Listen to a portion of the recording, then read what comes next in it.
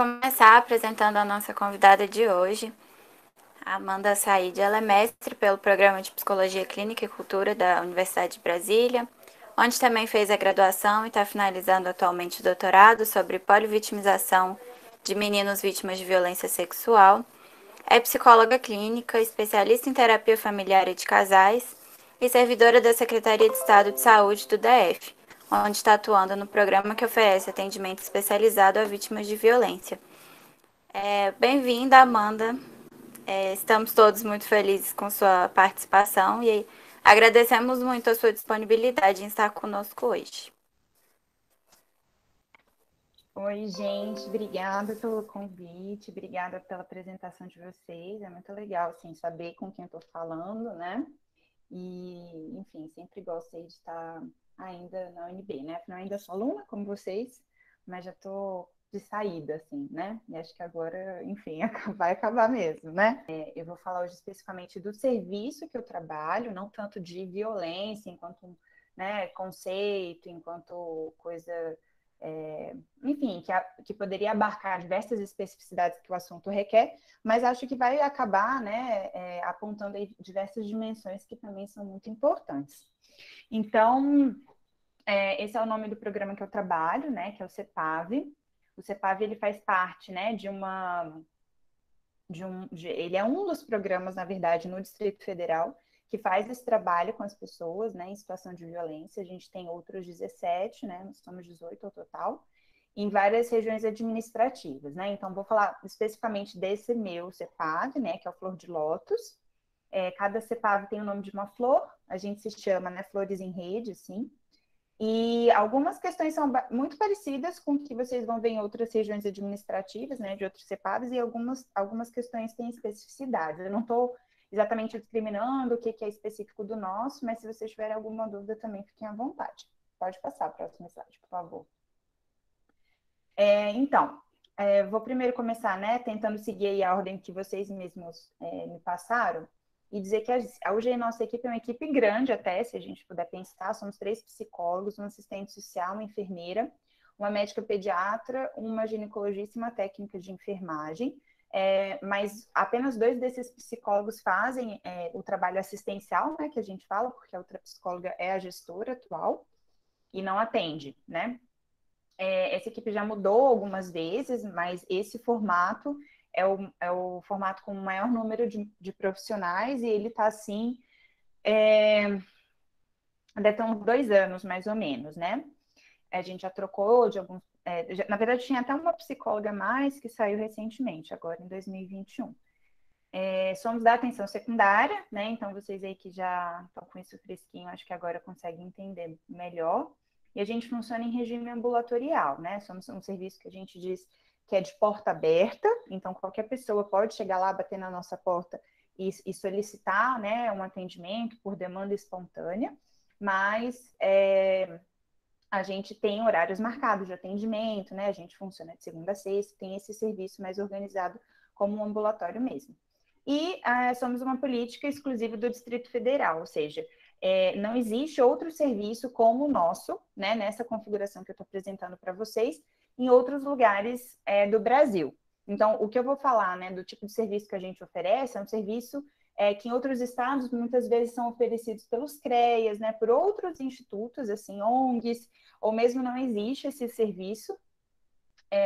Então, somos parte do SUS, mas a gente existe só aqui no Distrito Federal, onde a gente se diz referência no atendimento à violência. E aí eu vou falar um pouquinho sobre como é que funcionam as regiões de saúde, né? Pode passar o próximo slide. Então, todo o funcionamento da saúde no nível de distrital, ele é organizado de acordo com essas regiões de saúde. Então, cada serviço, na verdade, cada conjunto de serviços, eu não estou falando só do meu, mas todos os níveis de atenção, eles se organizam nessas regiões. Então, isso, de certa forma, tem uma perspectiva de atender, né, alguns requisitos, né, e algumas perspectivas do próprio SUS, né, de fazer algo bem regionalizado, com características que privilegiem a localidade, né, mas, enfim, tem também algumas possibilidades de crítica, enfim. Eu hoje trabalho na região oeste, na verdade, desde que eu iniciei na secretaria, tem 4 anos, no tempo do meu doutorado, exatamente. Então, eu estou nessa parte verdinha aí do Distrito Federal, que Ceilândia e Braslândia são as cidades principais. Podem passar. Bom, e aí, embora a gente tenha esse serviço que já existe há, assim, quase 20 anos, 15 anos, mas ele estruturado do jeito que ele está hoje é recente, né? Então, a gente tem esse decreto que ele vai e cria, né, ou formaliza a criação do que a gente chama NUPAV, né? Eu trouxe até uma colinha, porque esse nome é grande, que é o Núcleo de Prevenção e Assistência a Situações de Violência. Cada região de saúde, então, tem um NUPAV, né? E aí, cada NUPAV coordena, de certa forma, né, promove capacitações e dá esse suporte técnico para alguns CEPAVs, né?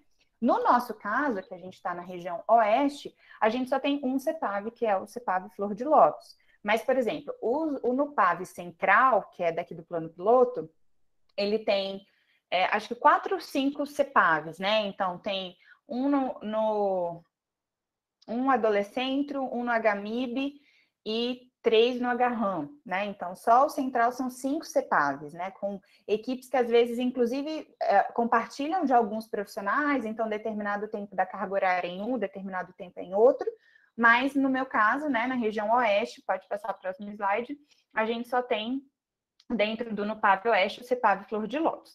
E aí, mais para frente, eu vou falar um pouquinho também sobre o que isso significa em termos práticos, mas hoje a gente já pode adiantar que também esse nome, inclusive, é um nome recente, de 2019, né, com essa portaria, que vai tentar também trazer algumas perspectivas administrativas do que a gente tem como foco de atendimento, né, de qual é o público que a gente atende, quais são os tipos de violência que a gente atende, mas a gente também percebe que tem algo muito da administração de quem está, né, em nível realmente de gestão, e aí eu estou falando de governo mesmo, né? Então, é comum que esses nomes mudem, né? E isso não é só uma característica do meu serviço, isso também tem a ver com essa mudança, às vezes, né, de governo e tal. Então, eu entrei no PAV, se chamava só PAV, e hoje a gente tem esse outro nome, CEPAV. Às vezes, se vocês me ouvirem, inclusive, falar PAV, é uma mudança, né, que a gente ainda está se acostumando. A sigla CEPAV está bem no primeiro slide, se vocês puderem voltar, Natália, que é aí, ó, Centro de Especialidades para Atenção às Pessoas em Situação de Violência Sexual, Familiar e Doméstica. De certa forma, esse nome também restringe um pouco do nosso escopo de atuação, né? Do lado tem o nome do NUPAV, e todos os NUPAVs, né, juntos, de todas as regiões de saúde, eles formam o que a gente chama de NEPAV, né? Então, existe um nível que ainda é maior, né, em termos mais alto, em termos hierárquicos dentro da Secretaria de Saúde, que quem coordena todos os NUPAVs, né? Então, aquela psicóloga que tinha um asterisco que eu comentei, ela é a responsável pelo NUPAV Oeste, né? E nesse momento ela também é responsável pelo CEPAV Flor de Lótus, porque é o único CEPAV dentro do NUPAV Oeste. Então, tem essa perspectiva hierárquica mesmo de administração, né? Não de funcionamento prático, assim, né? Mas, na verdade, de nível organizacional, em termos de cargos, coisas desse tipo. Pode passar mais um pouquinho. Bom, então, o que significa a gente eu falar um pouco da região oeste de saúde, né? Enquanto Ceilândia e Braslândia, existem altos níveis de violência nessas duas regiões administrativas. Me lembro muito quando eu iniciei e as pessoas que eu conheci, assim, né, já de outras experiências até da graduação, falavam, nossa, mas você já vai começar na Ceilândia, né? Então, tem essa crença, essa fala, que não é em vão, na verdade, também é baseada em vários dados de verdade, né, que mostram altos índices de violência. É uma população muito extensa, então, só para vocês terem uma ideia, a gente tem 4 conselhos tutelares em Ceilândia, e agora, com a perspectiva do Sol Nascente, provavelmente a gente vai ter outros, né, conselhos também no Sol Nascente, né, que também, nesse tempo que eu estou de atuação, é uma região que, de certa forma, né, começa a se diferenciar da Ceilândia, então talvez agora eu pudesse, inclusive, incluir na minha apresentação, né, Ceilândia, Braslândia e Sol Nascente. E ainda tem essa especificidade de Braslândia ser uma região de área rural. Isso significa que é, muitas vezes, um difícil acesso para as pessoas, né, para nós profissionais, né, na verdade, eu, por exemplo, nunca fui a Braslândia, e a gente tem, na verdade, o acolhimento das pessoas de Braslândia no lugar que a gente trabalha. Isso significa que, às vezes, dependendo do horário, as pessoas não conseguem chegar, ou dependendo do horário que a gente agenda, as pessoas precisam sair de casa muito cedo para chegar no horário, ou não tem ônibus de fato, né? É uma difícil comunicação, às vezes, com outros profissionais da rede, né? Tendo em vista que tem essa distância física, inclusive, e então tem essa demanda por um CEPAV específico para Ceilândia e um CEPAV específico para Braslândia. A gente hoje está localizado no Hospital Regional de Ceilândia, então se vocês eventualmente estiverem por lá, podem, né, fiquem super à vontade para conhecer o nosso espaço, que hoje é um espaço que já é o terceiro espaço que eu, em 4 anos, né, estou ali, né, enfim, a gente convive, né, há 4 anos e esse já é o terceiro lugar, e a gente teve essa mudança, né, então quando eu iniciei, a gente tinha uma sala lá no HRC, depois a gente teve uma mudança compulsória para a policlínica, né, que era um antigo posto de saúde que foi transformado em policlínica.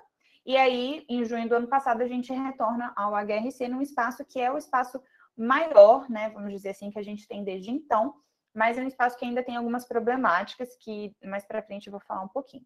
Quem que a gente atende, então? Qual que é o público-alvo? A gente atende crianças e adolescentes vítimas de violência sexual ou violência de maus tratos, né, violência física, violência psicológica, e no caso dos maus tratos, a gente também tem a perspectiva de atender os autores, né, ou possíveis autores. A gente atende mulheres vítimas de violência sexual ou vítimas de violência doméstica, e também homens vítimas de violência sexual, embora o número seja infinitamente menor. Podem passar. Bom, e aí quais são as atividades que a gente faz? Isso é um recorte que eu estou mostrando do que a gente realiza hoje, né? Isso já passou por algumas mudanças, mas isso é basicamente o mesmo formato para qualquer CEPAV que eventualmente vocês tenham contato. Então, a gente tem uma perspectiva de acolhimento, né? Que tem um roteirinho específico. Hoje em dia a gente mantém os acolhimentos acontecendo individualmente. É um momento que a gente apresenta a nossa equipe, é um momento que a gente apresenta o nosso espaço, em que, às vezes, existe um tempo muito grande entre o encaminhamento da pessoa para o nosso serviço e aquele momento do acolhimento. Então, já se passaram 8 meses, 1 ano. E aí, essa pessoa, às vezes, né, já está num outro momento muito diferente do momento que ela estava quando ela foi encaminhada para lá. Então, a gente tenta resgatar como é que está a situação socioeconômica da família, né? O que ela tem de expectativa daquele serviço. A gente também tenta falar um pouco do nosso objetivo, né? Embora a gente seja um atendimento multiprofissional e sim psicossocial, ainda é muito confuso, e eu acho que isso, inclusive, é muito confuso para os próprios profissionais, né, da rede, né, de todos os NUPAVs, que é uma perspectiva do que seria esse atendimento psicossocial, que é um atendimento absolutamente diferente de um atendimento clínico, né? Então, existem vários profissionais como eu que estão trabalhando nas duas frentes, né? Então, eu também, bom, agora o consultório é aqui, né? Mas eu também tenho essa experiência de atendimento clínico que tem objetivos muito diferentes, né? Enfim, até a Liana, que é a minha orientadora, que é a Ana Clara, né? Tem contato. Tem textos, um texto, inclusive, poderia ter enviado para vocês, depois se podem me lembrar, muito, muito interessante, diferenciando mesmo algumas características desses atendimentos. Então, a rede também, às vezes, tem uma certa confusão, e, na verdade, eu acho que é, inclusive, uma expectativa de conseguir algum apoio, sim, né? Para aquela família, e aí a gente talvez seja o que fique mais próximo do que seria um atendimento psicoterapêutico, né? Então, essa identidade de serviço psicossocial é uma constante construção e um constante desafio também. A gente realiza, então, atendimentos individuais, atendimentos familiares. Então, a minha perspectiva de ter a formação, né, em terapia familiar sistêmica, em atendimento de casais e famílias, também casou, na verdade, também tem a ver, né, não só com a minha trajetória na graduação, que fez eu me interessar por isso e tudo mais, mas também pela perspectiva de entender que essa é uma ferramenta muito útil, na verdade, né, para qualquer tipo de atendimento psicossocial.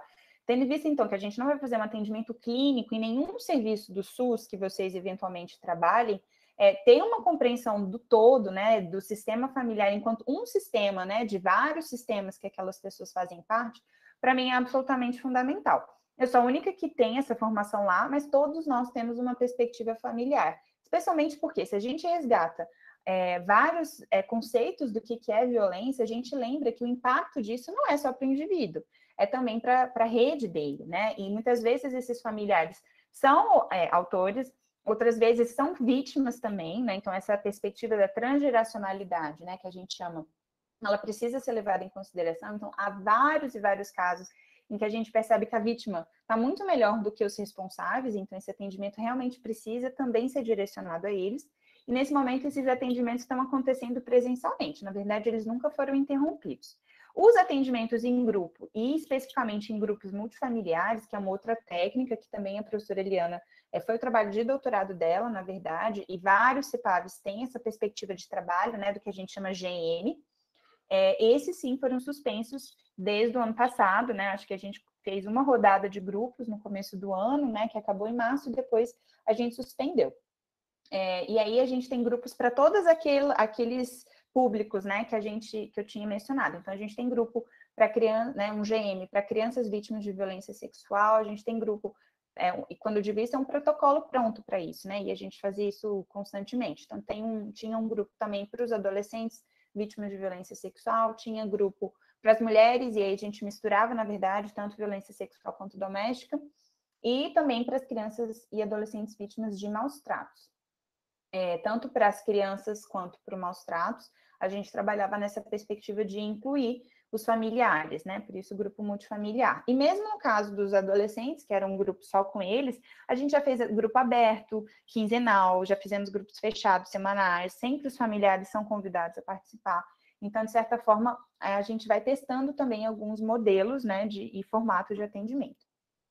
Outro ponto que a gente sempre faz também são os estudos de caso, que podem acontecer dentro da equipe, de forma às vezes informal, assim, no corredor, enquanto alguém falta e a gente está conversando, e às vezes a gente tenta formalizar isso também. Então, agora em agosto, por exemplo, a gente tem uma reunião marcada, um turno inteiro, né, da manhã, para fazer um estudo de caso com as equipes de NASF da Ceilândia, né, da região oeste, na verdade.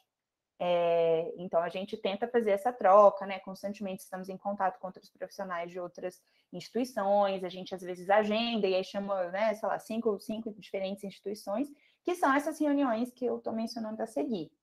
Essas reuniões acontecem tanto dentro da equipe, quanto em diferentes setores. Então, mensalmente, toda a equipe do CEPAV se reúne, e mensalmente também todos os CEPAVs são convocados em uma reunião, que não vai todo mundo, né, infelizmente, mas que a gente tenta na verdade, luta para que haja pelo menos representantes de cada região para que a gente possa discutir assuntos diversos, né?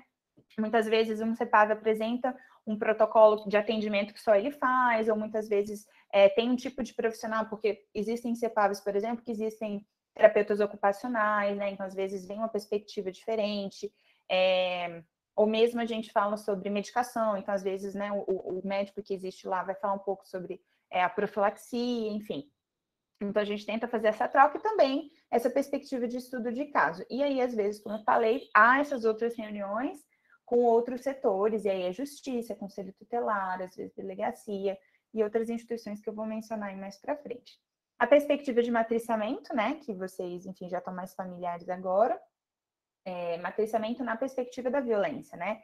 Eu acho que até é importante dizer que, como vocês falaram, né, alguns não têm muita certeza da violência, mas têm algum interesse na área psicossocial ou na área de saúde. O que eu queria dizer assim, violência vai ser importante para vocês em qualquer contexto que vocês estiverem.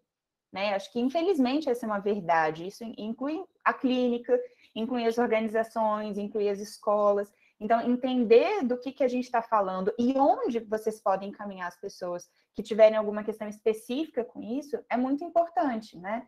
Então, a gente, nesse momento, por exemplo, fez uma série de vídeos, né, pequenos vídeos, assim, de até 10 minutos, dividindo vários temas da violência, alguns dos que eu vou tratar aqui hoje, inclusive, e está fazendo esse matriciamento com as UBSs, né, com as unidades básicas em saúde, com as equipes, né, de saúde da família, para que eles que são, muitas vezes, a porta de entrada dessas notícias de violência, eles saibam como fazer esse primeiro atendimento de forma a não revitimizar essas pessoas e também a garantir que elas tenham o atendimento necessário na rede, né? Então, saber sobre violência é importante para qualquer nível de atenção que o profissional trabalha, e eu usaria dizer para qualquer tipo de instituição que esse profissional trabalhe.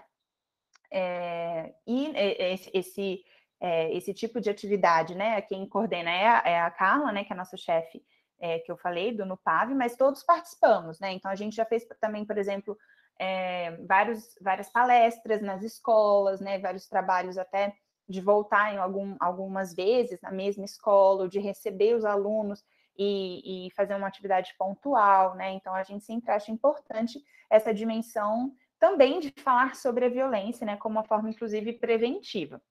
A confecção de relatórios também é algo importante, e enquanto uma equipe multiprofissional, a gente tem, inclusive, se deparado com um certo desafio, que até as recomendações e orientações que os nossos conselhos têm, né, no sentido da gente colocar informações que sejam tanto da área da assistência social, quanto da área da medicina, quanto da psicologia em um mesmo relatório, mas esses relatórios são absolutamente importantes também para a gente dar seguimento aos casos, né, e para a gente também lembrar que esses casos não são de um profissional, né, eles não são meus, eles são da equipe. Isso significa que eu saindo de lá, a gente precisa ter documentado tudo que foi feito com aquela família, com aquele caso, e inclusive passar isso para outras instituições para a gente exatamente evitar essa necessidade, né, que muitas vezes a gente sente de talvez ouvir das pessoas o que aconteceu, qual que é a história da violência, lembrando que isso é uma atitude que pode trazer essa revitimização. Nem estou falando aqui dos registros, né, que eu acho que é uma coisa que, enfim, perpassa aí qualquer núcleo de atuação que a gente esteja, né, e que é obrigatório. E a gente faz os encaminhamentos também, ou eles acontecem ao longo do processo de acompanhamento da família ou ao final do acompanhamento de cada caso. Pode passar. E aí eu trouxe alguns exemplos, né, de recursos e materiais que a gente utiliza. Se sobrar tempo, a gente pode ver algum desses videozinhos juntos, assim. Não sei se vocês conhecem algum deles. O vídeo do chá e do consentimento, ele, na verdade, foi uma produção né, de fora do Brasil, agora não vou saber qual que é o país. E existe, né, o vídeo, então, em inglês e uma tradução que fizeram, uma adaptação em português. E traz essa perspectiva, né, da gente entender como na oferta, por exemplo, de um chá, se a pessoa diz sim, é sim, se a pessoa diz não, é não, a gente não vai colocar chá goela abaixo dessa pessoa. Se ela tiver adormecido, mesmo se ela tiver dito sim, depois mudado de ideia e dito não. Então, a gente traz essa comparação, e o vídeo se propõe a isso, na verdade, a trazer isso enquanto uma compreensão mais didática do que é consentimento também quando a gente está falando de sexo, né? Então, é um vídeo que a gente pode passar tanto para os adolescentes quanto para as mulheres. A gente já trabalhou em grupo, já trabalhou em atendimento individual, e é sempre motivo aí de disparador de uma conversa bem extensa. Essa série, Que Corpo é Esse? É uma série da TV Futura, muito bacana, que vocês podem acessar facilmente pelo YouTube, e os vídeos têm, muitas vezes tem dublagem, tem várias perspectivas, né, de inclusão que vale a pena, e eles retratam uma família recasada, né, e eles fazem uma linguagem bem legal, assim, com colagem, é bem interessante. E uma família, então, recasada, interracial, e que tem pessoas, né, crianças de diferentes faixas etárias. E daí cada vídeo, são vídeos curtos, de 3, 4 minutos, eles trabalham alguma perspectiva. Tem a perspectiva, por exemplo, do consentimento, tem um vídeo que fala sobre diferenças entre meninos e meninas, né, coisa de menina e coisa de menina.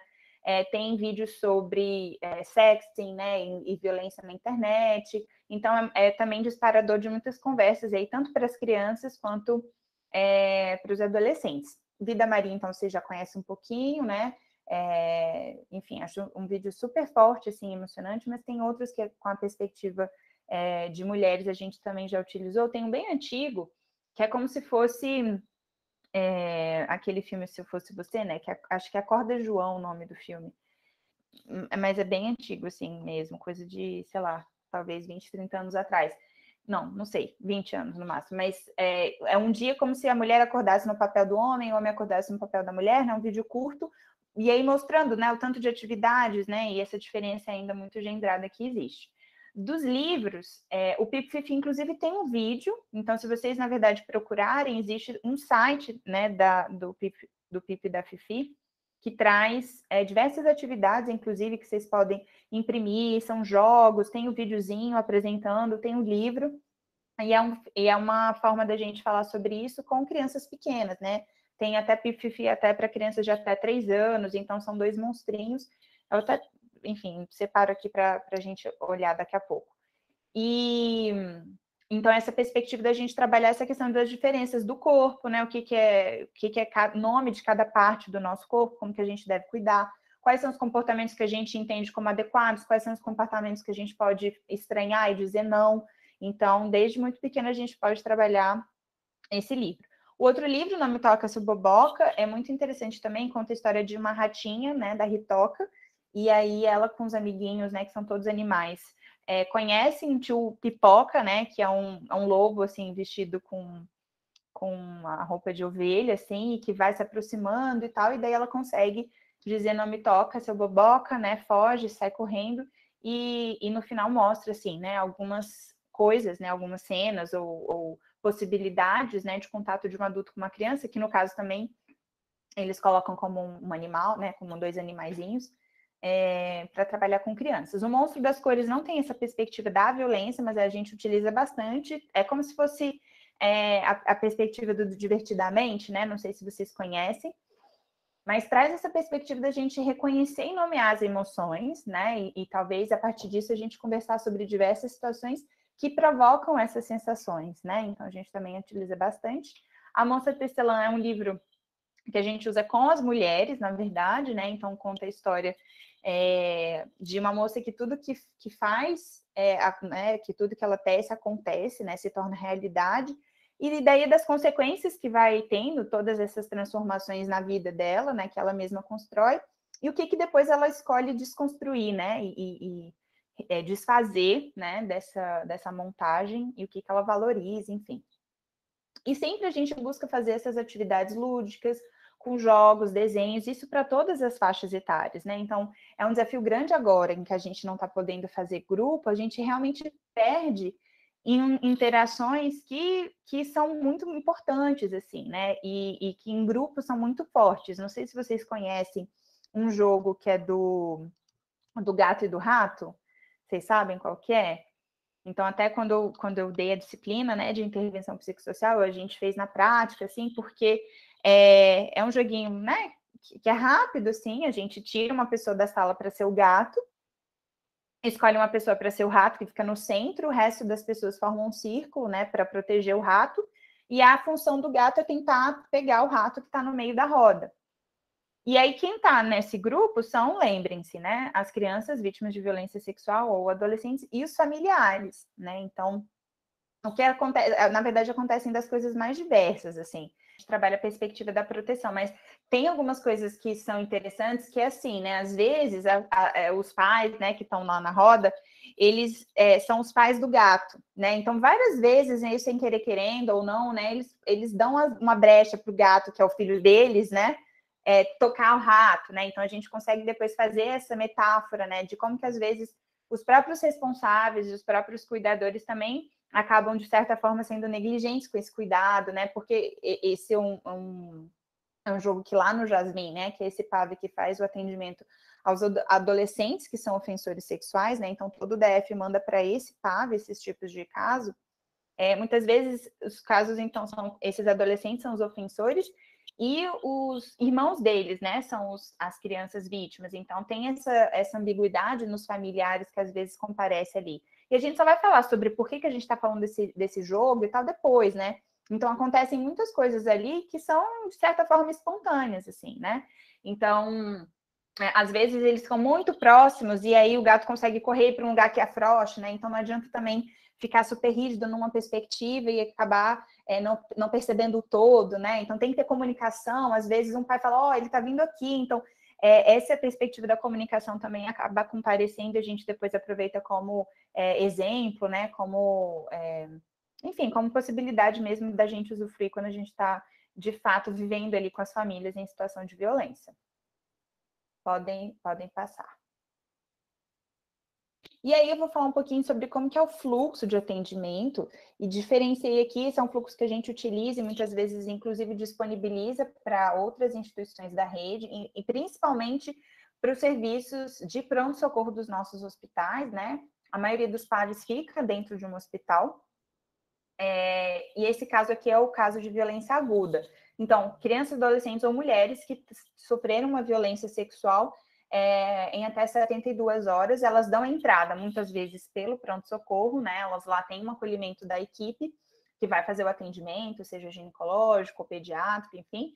E aí, se for, né, confirmada ou uma suspeita, né, ou um caso confirmado de violência sexual, os profissionais vão solicitar exames, testes rápidos e também testes rápidos, principalmente de infecções sexualmente transmissíveis. Depois disso, faz-se a profilaxia, né, que é a disponibilização de vários medicamentos com esse intuito de prevenir mesmo, né, que ocorra alguma contaminação. Então, é por isso que esse tipo de atendimento, né, de política, ele só acontece se a violência for aguda, porque acima de 72 horas, né, essas medicações deixam de ter efeito. Na verdade, quanto mais próximo a essas 72 horas, né, menos chances dessa medicação ser efetiva. Esses profissionais preenchem a ficha de notificação, que já eu vou falar, e aí eles acionam um plantão administrativo que tem dentro do hospital mesmo, ou conselho tutelar, e também pode acionar o nosso serviço. Essas instituições, então, fazem contato com a autoridade policial. Aí aqui está a DPCA, porque é a Delegacia de Proteção à Criança e Adolescente, mas se for uma mulher, pode ser a DEAM, né, que é a Delegacia Especializada em Atendimento às Mulheres, ou qualquer outra delegacia circunscricional. Então, embora a DPCA seja específica para crianças e adolescentes vítimas de violência e a DEAN seja específica para mulheres vítimas de violências, qualquer delegacia pode atender qualquer um desses casos. E aí a delegacia faz o encaminhamento para o IML. É muito importante que, caso qualquer profissional, seja do pronto-socorro ou de qualquer outro lugar, tenha notícia de uma violência, que esse circuito ele seja acionado quanto antes, especialmente se essa violência for aguda. Porque quanto mais tempo demorar, tanto para a profilaxia quanto para o IML, menos chances a gente vai ter, tanto de proteger em termos de IST, quanto de também a gente encontrar algum tipo de vestígio no IML. As famílias têm, né, uma expectativa muito grande, né, e acho que até os profissionais, enfim, de que o exame do IML mostre que aconteceu, né, que ele consiga confirmar que houve uma violência, e é muito difícil que a gente atenda as expectativas desses familiares. A violência sexual muitas vezes não deixa marcas, então quando a gente está falando de violência sexual, especialmente com crianças e adolescentes, né, é comum que haja várias coisas que não penetração, e mesmo com penetração, não necessariamente, dependendo do tempo, ainda vai haver uma marca mesmo, e a gente tem que lembrar que assistir a um filme pornográfico não deixa marcas, beijar não deixa marcas, passar a mão no corpo não deixa marcas, falar alguma coisa, né? E aí até para mulheres não deixa marcas. Então, tudo isso, muitas vezes, dificulta que o IML traga essa perspectiva de confirmação. E, às vezes, com essa passagem do tempo, a gente pode fazer uma metáfora de como que essas marcas, né, esses vestígios, é como se eles fossem pés na areia. Dependendo do tempo, essa areia já, né, o vento levou essas pegadas, ou alguém passou por cima, e aí esses vestígios já não são mais propícios de serem encontrados.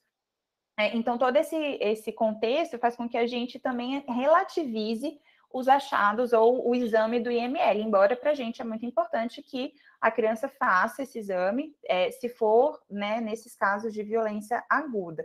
Às vezes as famílias têm uma expectativa de levar para o IML até os casos crônicos, né? Inclusive é possível, sim, porque se são violências que ocorrem há vários anos, talvez exista, por exemplo, né, um ímã rompido ou coisas desse tipo, ou até outras agressões mesmo. Mas a gente também relativiza com as próprias famílias que não ter uma confirmação de violência não significa que a violência não aconteceu.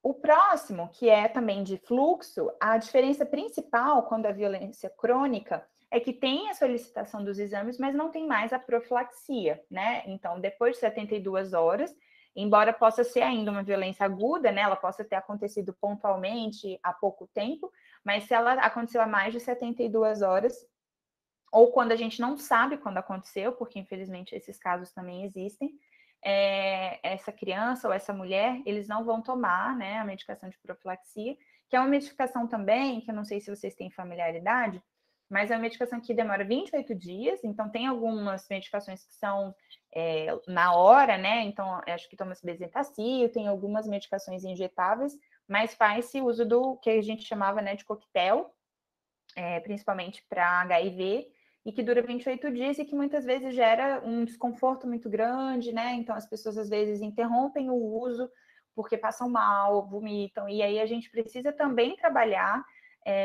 para conscientização e adesão desse tratamento, porque quanto mais certinho isso for feito, mais chance dele funcionar. E aí o resto é basicamente a mesma coisa, lembrando que ou a gente está falando de DPCA, ou de DEAN, ou de qualquer outra delegacia.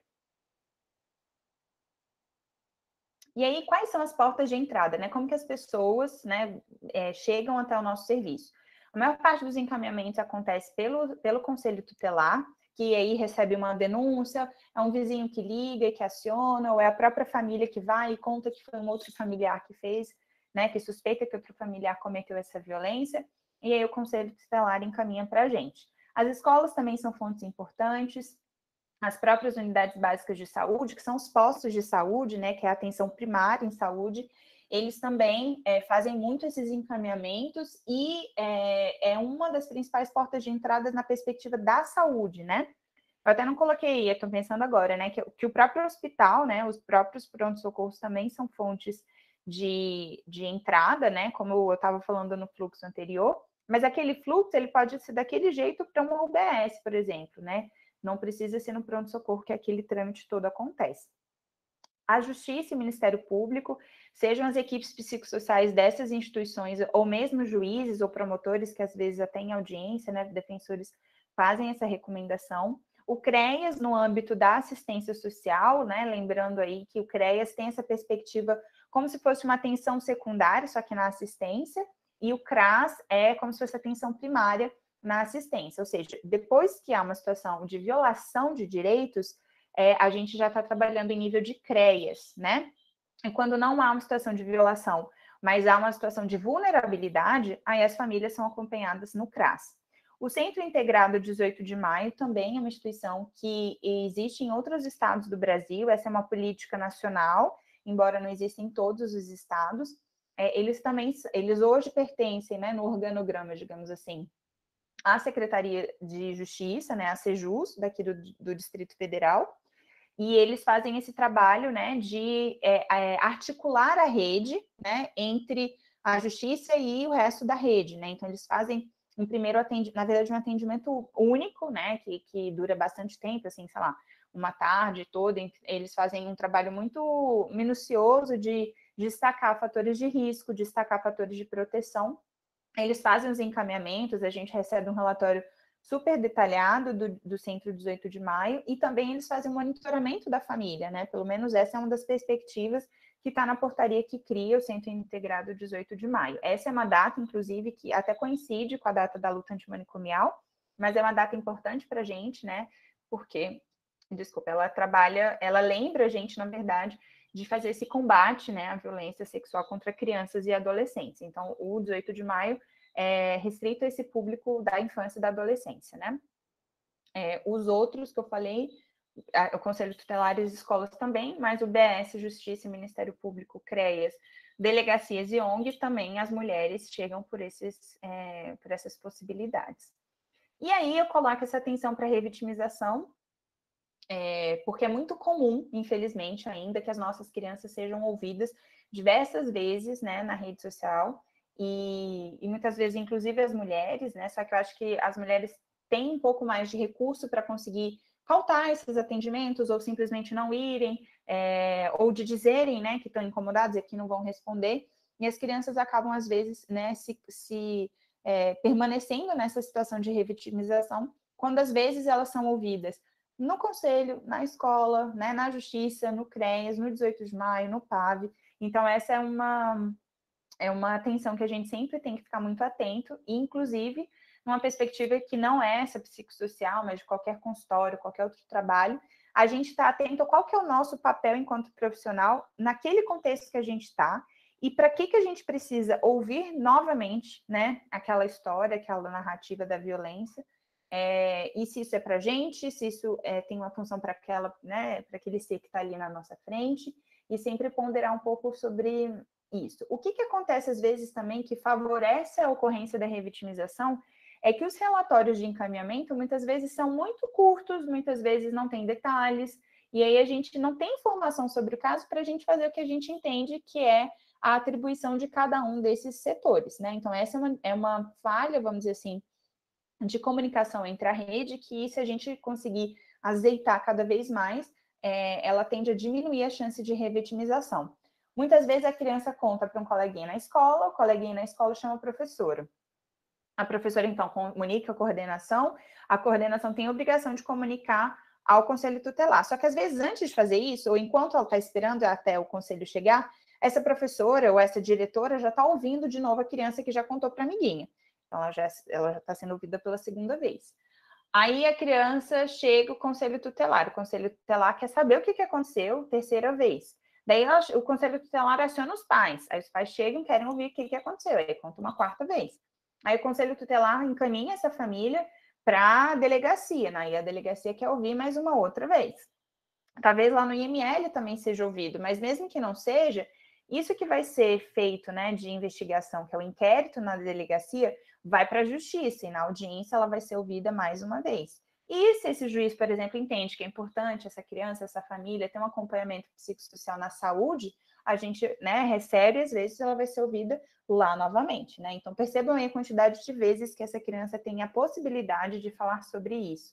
E o tanto que pode ser prejudicial, inclusive porque os profissionais muitas vezes não têm jeito, né? Não sabem quais são as formas adequadas de fazer esse contato e acabam fazendo perguntas que são prejudiciais para essa memória. Tem um filme que eu gosto muito de falar, que eu não sei se vocês conhecem, ele já, eu acho que já tem uns 10 anos, não sei, que chama-se A Caça, que é um filme dinamarquês que fala exatamente de um professor de uma escola, né, e de como que as crianças começam a contar que ele fez alguma coisa com elas, mas a gente vê os bastidores e sabe que isso não aconteceu, né, mas como que o jeito de se perguntar para uma criança pode interferir muito na narrativa que ela vai fazer, né, e aí eu acho que tem várias publicações, inclusive, sobre isso, se vocês tiverem interesse, vale muito a pena. Pode passar. E aí, eu trouxe essa diferença para exatamente a gente pensar nessa perspectiva de revitimização, e eu não coloquei aí, eu acho que só está nas referências. A lei que é recente, que vai falar sobre essa diferença, é a Lei 3.431, de 2017, e que ela vai diferenciar essas duas perspectivas de escuta. A escuta especializada é como se fosse uma entrevista mesmo, né? Ela tem essa perspectiva de proteger, de favorecer o cuidado, e ela é realizada por todas as instituições da rede de promoção e proteção. Então, os CREAs, os conselhos, as escolas, as UBSs, os PAVs, todos esses serviços, eles teoricamente, quer dizer, vamos dizer que eles se realizam a escuta especializada. É isso que eles precisam fazer. O depoimento especial é uma oitiva, ele já tem um caráter investigativo, e o que está sendo dito ali vai ser utilizado ou para o inquérito, que acontece no nível de segurança pública, ou seja, das delegacias, ou na justiça, nesse nível já enfim, investigação jurídica mesmo, que daí são os promotores, né, os juízes que vão fazer. E aí sim, os depoimentos especiais, e a lei vem trazer essa perspectiva de regularizar e de dizer como isso deve acontecer a nível nacional, aí sim, esse depoimento especial ele tem um protocolo.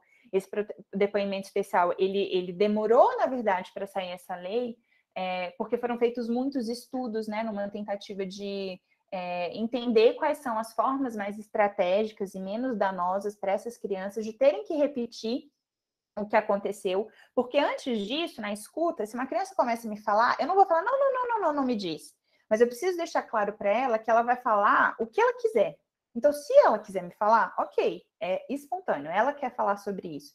Mas na perspectiva de depoimento especial, ela pode até se negar a dizer, e muitas vezes isso acontece. Inclusive, se a gente pensar para o nível de saúde mental, pode ser inclusive positivo que ela esqueça, que ela não queira trazer. Mas no contexto de segurança pública e da justiça, é uma demanda, né? Tem um caráter mais obrigatório, porque é muitas vezes a prova que existe, né? Para falar sobre aquela violência. Então, o peso da fala da vítima começa a ser privilegiado e existe todo um formato para acontecer isso. Porque se não existe, se cada profissional pergunta e entrevista de um jeito, essa prova, né, essa fala, tem um valor de prova muito menor. Então, depois, eu acho que um dos textos que eu mandei talvez seja sobre depoimento especial, se eu não me engano. Não, acho que é sobre notificação. Mas podem me cobrar. Porque tem todo um protocolo, né? E as crianças, elas ficam numa sala em separado, elas não ficam na sala de audiência. essa sala tá sem, essa sala que ela tá, né, com o profissional que vai conduzir o depoimento especial. É uma sala que está sendo gravada, que está sendo transmitida para a sala de audiência, onde estão assistindo, né, esse vídeo ao vivo. O juiz, a promotora, né, o promotor, o escrivão, os advogados, às vezes, inclusive, o suposto autor está lá também.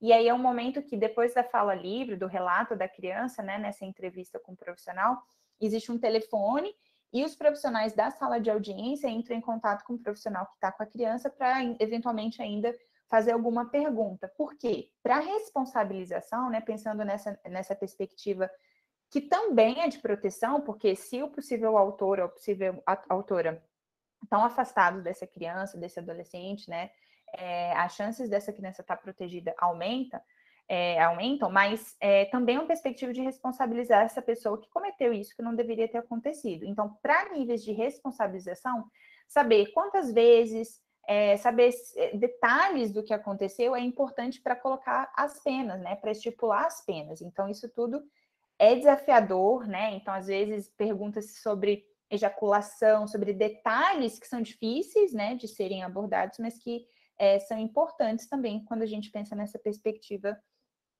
da responsabilização. Podem passar.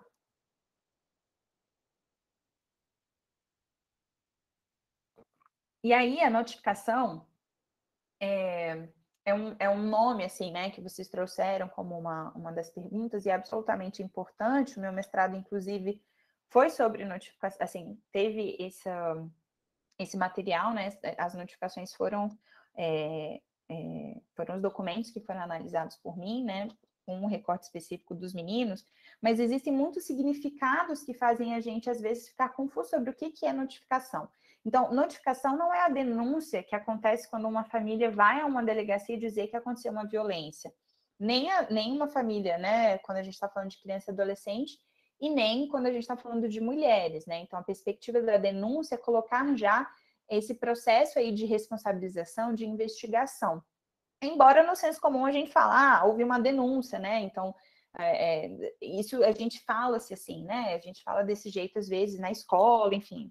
E aí, quando a gente está falando de notificação, eu trouxe assim bem, né, exatamente esse termo aí que as autoras colocam, que é a comunicação da ocorrência de determinada doença ou agravo, então a violência seria classificada como esse agravo, feita à autoridade sanitária por profissionais de saúde ou cidadão para fins de adoção das medidas de intervenção pertinentes. Então, a gente está falando de uma perspectiva de comunicar ao Ministério da Saúde, em última instância, que aconteceu uma notícia de violência. E essa notícia é uma notícia de suspeita ou de confirmação.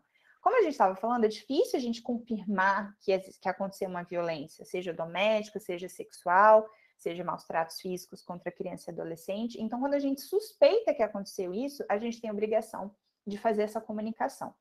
No âmbito da saúde, né, especificamente da saúde pública, a gente tem esse instrumento que é a ficha de notificação, que então quem faz esse preenchimento são os profissionais da saúde, seja da UBS, seja do posto de saúde, do pronto-socorro nos hospitais, seja nos CEPADs, nos CAPS, né? Em qualquer outro serviço do SUS, quem preenche a ficha de notificação são esses profissionais de qualquer especialidade. A importância, né, bem resumida, dessa ficha de notificação é a gente desencadear diversas ações. Então, o que eu trouxe na perspectiva do menino, né, vítima de violência sexual, é o tamanho de subnotificação. Então, quando eu não sei quantos meninos, né, sofreram violência, qual que é o número correto ou que está mais próximo da realidade, eu entendo que esse fenômeno nem existe. Se eu entendo que esse fenômeno nem existe, eu também não promovo ações que sejam específicas a esse público, né? Ou eu até eu coloco esse fenômeno como algo invisível que nem me chama atenção, e eu, quanto profissional, nem vou considerar a possibilidade que aquela enurese ou que aquela irritabilidade que aquele menino apresenta pode ser em decorrência de uma situação de violência sexual. Além disso, é importante também porque vai abastecer o processo de vigilância epidemiológica, né? Exatamente dessa perspectiva da gente ter um controle mesmo de saber, né? Então, agora a gente não fala sobre a quantidade de subnotificação dos casos de coronavírus, né? Então, é nessa perspectiva. Se a gente não tem o número real, a gente não consegue pensar em medidas que sejam efetivas, porque talvez a gente ache que já está no nível de controle que na verdade está muito diferente do que a realidade está mostrando, né? E além disso, essa ficha de notificação, ela também tem essa função de ser encaminhada, né, ou de fazer essa notícia circular para as autoridades competentes, seja o Conselho Tutelar, sejam as delegacias. Então, é também uma forma de introduzir na rede, né, de apoio, de proteção, essas vítimas de violência. E aí, pode passar. Não está visível, mas é só para vocês entenderem mais ou menos, né? Então, é uma folhinha assim, frente e verso, e aí eu trouxe pequenininho assim também proposital para vocês verem como às vezes é um pouco não convidativo, né? Vamos dizer assim. Mas é muito necessário, é um instrumento que, inclusive, sofreu mudanças, né? Então, a partir de 2015, uma ficha nova, com campos novos, e alguns campos saíram, e isso tem sido aprimorado para fazer inclusões que são pertinentes ao contexto atual, mas é um dos desafios que os profissionais relatam exatamente o tempo que às vezes isso gasta para ser preenchido, né? E às vezes os profissionais, inclusive, não têm consciência da importância dessa fichinha preenchida, que depois vai para um sistema, né, digital, que é nacional, e que, em último caso, chega para o controle epidemiológico das secretarias de saúde e do Ministério da Saúde também. Pode passar. E aí, quando a gente fala de notificação compulsória, a gente está falando dessa obrigação legal da gente comunicar às autoridades competentes essa suspeita ou essa confirmação. Na perspectiva das crianças e adolescentes, desde o Estatuto da Criança e do Adolescente, né, desde a promulgação do ECA, a gente já tem essa orientação, né, de que em qualquer caso de suspeita ou confirmação de uma violência contra a criança e adolescente, a gente tem a obrigação legal de fazer essa notificação. Por que é suspeita ou confirmação? Vocês já entenderam, mas é importante a gente pensar que a obrigatoriedade disso, ou seja, a previsão disso numa lei, traz uma importância para essa ação que não garantiu a efetividade da mesma, ainda que exista pena, né, ainda que exista uma previsão de pena para os profissionais que não fizerem essa comunicação. Houve uma mudança, inclusive, recente também, de que agora os profissionais eles não precisam mais assinar essa notificação nominalmente, né? Porque muitas vezes era com esse instrumento que às vezes o conselho tutelar ficava sabendo de uma suspeita e fazia uma visita, por exemplo, na casa daquela pessoa. E daí os pais ficavam sabendo que só podia ter, né, de qual que era o profissional que tinha assinado essa ficha, e às vezes tinha um movimento até de perseguição desses profissionais, isso era muito desafiador. Então, agora há uma assinatura, vamos dizer assim, da unidade notificadora. Então, qual que é o UBS, se é um posto, se é um hospital, mas não mais dos profissionais. Mas na perspectiva das mulheres vítimas de violência, essa mudança foi muito recente, né? Não havia uma obrigatoriedade de fazer essa comunicação compulsória de violências contra mulheres, e há inclusive uma discussão sobre esses riscos, e algumas pessoas tentam debater exatamente como é que vai ficar essa questão do vínculo que as mulheres têm com os profissionais que elas revelam essas violências, que pode estar, né, comprometida, porque aí essa informação que ela contou, talvez de forma sigilosa para um profissional, gere, às vezes, um processo até, né, na segurança pública e na justiça, que às vezes ela mesma não tem interesse. Então, antes disso, a gente tinha a obrigação de comunicar às autoridades competentes, né, o caso de violência contra crianças e adolescentes. Então, o Estado tinha essa obrigação de fazer essa investigação, mas com as mulheres era uma possibilidade delas, né? Então, não necessariamente os casos que a gente atende de mulheres que sofrem violência doméstica, por exemplo, são casos que também estão sendo acompanhados na segurança pública, que elas já registraram uma ocorrência, isso não é regra, né? Elas podem estar só na perspectiva da saúde com a gente, mas não teriam um processo aberto. E aí, essa lei, né, especificamente a das mulheres, né, a 13.931, ela estabelece que não apenas os serviços de saúde, né, públicos ou privados, mas também sociedade civil e outros profissionais, né? Então, na minha perspectiva, isso inclui, inclusive, nós, enquanto psicólogos clínicos ou psicólogos de outras instituições que eventualmente a gente esteja, né? Então, esse artigo diz que as pessoas físicas e as entidades públicas ou privadas abrangidas ficam sujeitas às obrigações previstas nesta lei. Então, acho que aí a gente entende que também é a nossa obrigação, também em consultório, por exemplo, ou em outro, né, ou até na escola, enfim, fazer essa comunicação. Então, lembrando, essa comunicação, se a gente está em outra instituição, não vai ser preenchendo aquela ficha, mas vai fazer essa instituição de saúde tomar consciência, né, dessa suspeita, e aí sim, no âmbito da saúde, aquela ficha de notificação vai ser preenchida. Pode passar. Bom, e aí vamos tentar, agora acho que né, tá chegando aí a hora e falta ainda alguns slides, pensar nesse assunto de formação, né? Eu acho assim que o que vocês estão fazendo agora é absolutamente relevante para os serviços públicos que eventualmente vocês trabalharão no futuro, né? Então, eu não tive oportunidade de saber exatamente a dinâmica de um serviço desse enquanto estava na graduação.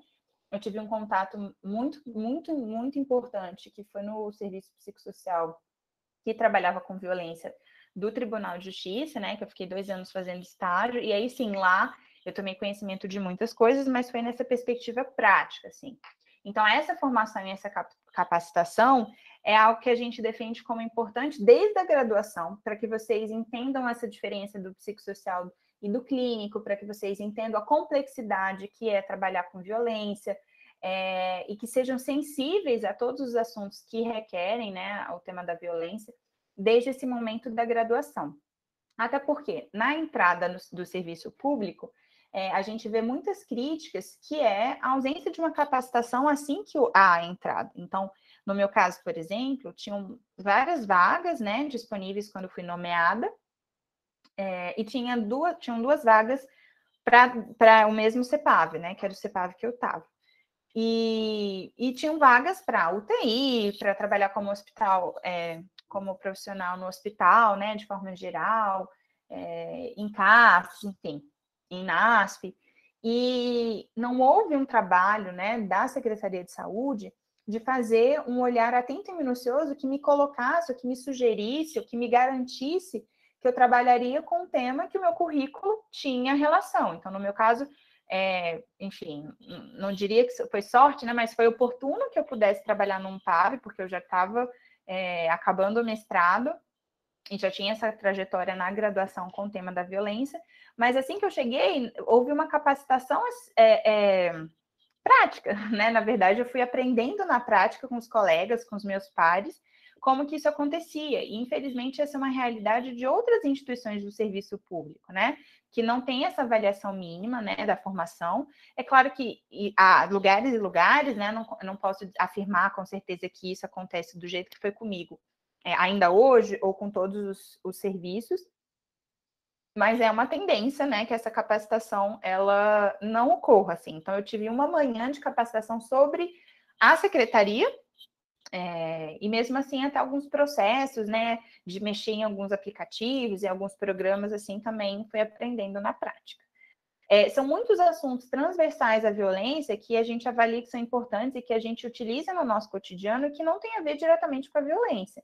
Então, é absolutamente relevante que a gente fale sobre gênero, sobre sexualidade, raça, sobre classe social, sobre interseccionalidade, né, sobre como todas essas questões, numa mesma pessoa, no mesmo contexto, elas se sobrepõem, né, elas se complexificam, sobre políticas públicas, sobre essa organização pública, sobre rede de apoio, sobre suporte social. A gente trabalha com esses temas nas nossas intervenções e, portanto, a gente precisa saber disso para fazer e promover essas intervenções. E a gente defende, né, que seria muito importante que a gente tivesse, enquanto servidor, capacitações continuadas e atualizadas, que houvesse um incentivo das instituições para que essas capacitações acontecessem, talvez inclusive obrigando esses profissionais a fazer essas capacitações.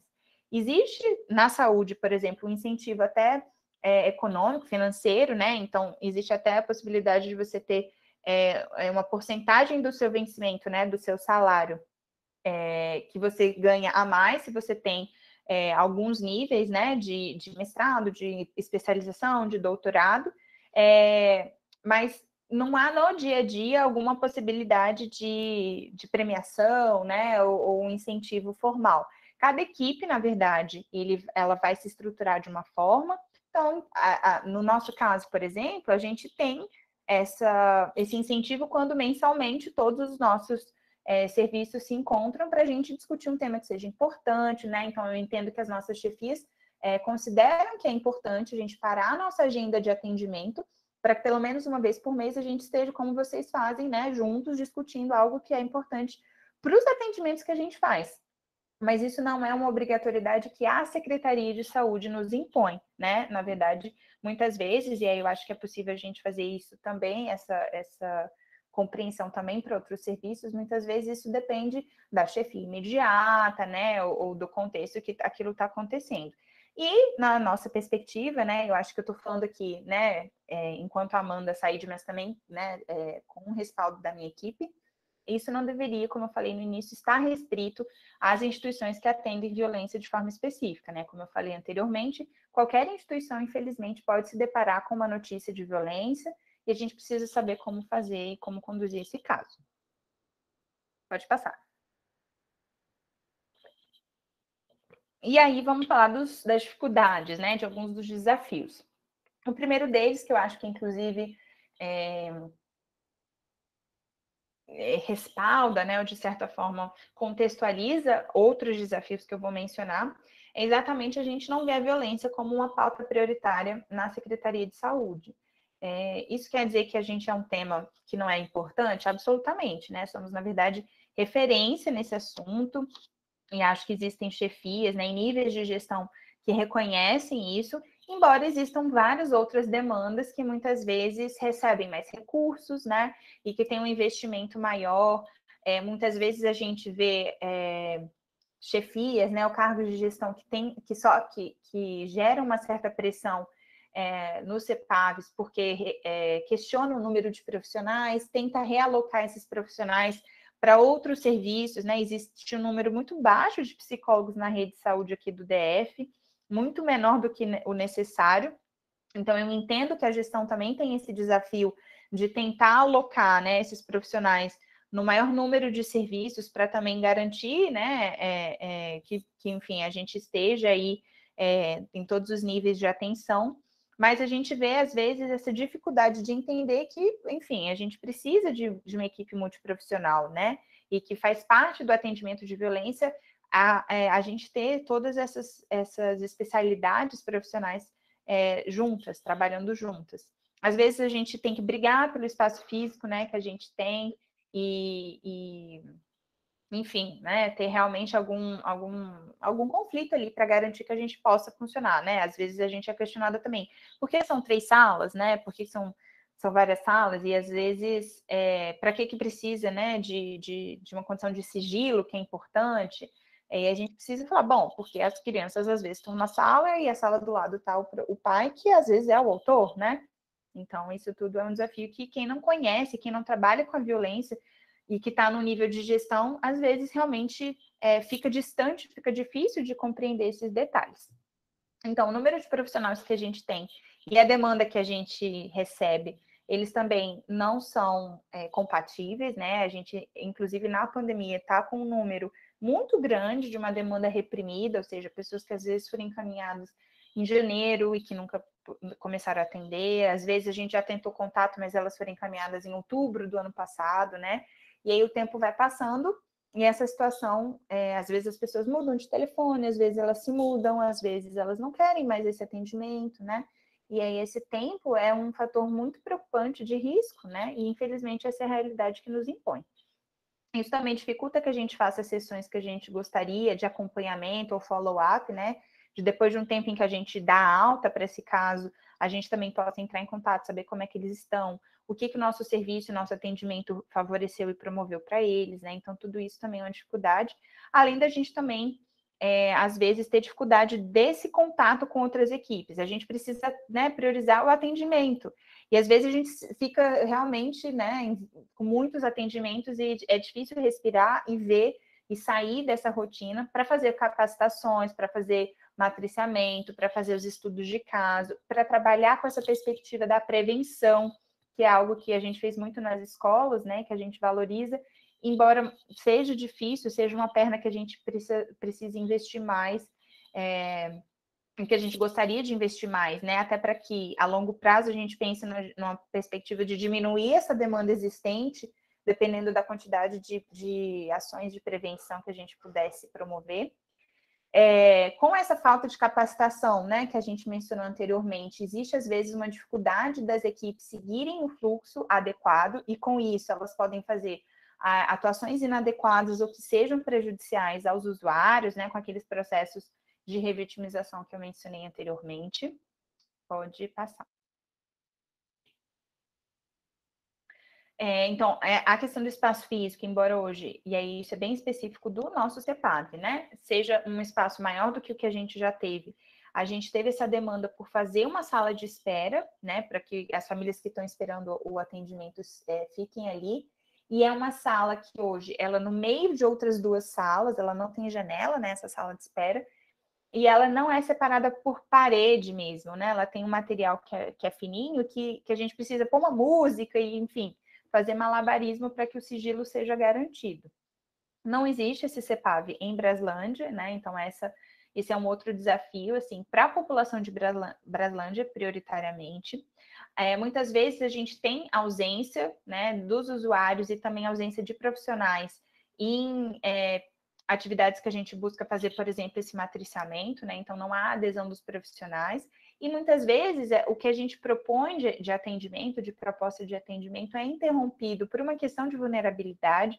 Hoje mesmo eu estava atendendo uma família que pediu para que o nosso atendimento fosse mensal, porque ir para lá, né, se deslocar, gastar passagem de ônibus mais de uma vez por mês estava impossível, inclusive eles estavam faltando, né, e ela solicitou isso, então tem uma questão de vulnerabilidade social, né, como um desafio. Existem muitos mitos e muitas crenças sobre violência que pairam aí na nossa sociedade, que estão no senso comum, e quando a gente diz sociedade, a gente tem que lembrar que nós também somos parte dela, né? Então, muitas vezes, a gente também precisa fazer esse trabalho de constante reflexão para que a gente não reproduza esses mitos e essas crenças. E uma delas, por exemplo, que é uma das mais desafiadoras, é a gente ainda ouvir de forma muito, de forma, né, com uma certeza muito grande de vários pais, que a agressão física é uma forma educativa, né? E aí são crenças que muitas vezes estão sendo reproduzidas né, por várias gerações, então é um desafio muito grande. E também esses casos de subnotificação, como a gente comentou, né, que inviabiliza não só que a gente saiba qual que é o real cenário da violência em números epidemiológicos, né, no contexto epidemiológico, mas que também muitas vezes inviabiliza que essas pessoas cheguem aos nossos serviços, né? Porque se essa criança conta essa informação para um colega, o colega conta para a professora, e a professora não faz nada, esse caso talvez nunca chegue no CEPAV, né? Então, isso já se configuraria como esse caso de subnotificação. Pode passar. E aí, eu achei importante a gente falar também, né, de alguns impactos aí da pandemia. A gente teve uma equipe reduzida que, por diversas questões, acabou ficando afastada, né, por atestados médicos, por licenças, né, maternidade, outros tipos. Isso foi um desafio grande, porque a gente estava num momento em que a gente não sabia o que ia acontecer, por quanto tempo ia durar, quais são as formas que a gente teria de se adaptar, e com a equipe reduzida, né? A gente teve no meio da pandemia, né, então em junho do ano passado, essa mudança de lugar físico, assim, que foi um transtorno, porque a gente acaba tendo que bloquear a agenda, né? Não faz os atendimentos, né? Às vezes, para uma família mais perto em um local, agora fica mais desafiador. Embora o hospital seja um lugar central, né? Lá na Ceilândia, assim, de mais fácil acesso, em termos de transporte público, inclusive.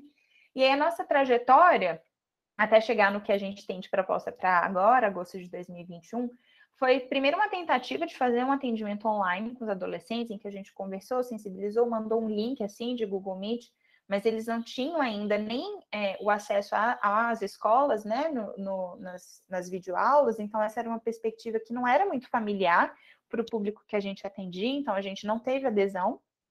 A gente manteve os atendimentos, como eu falei, individuais e familiares de forma presencial.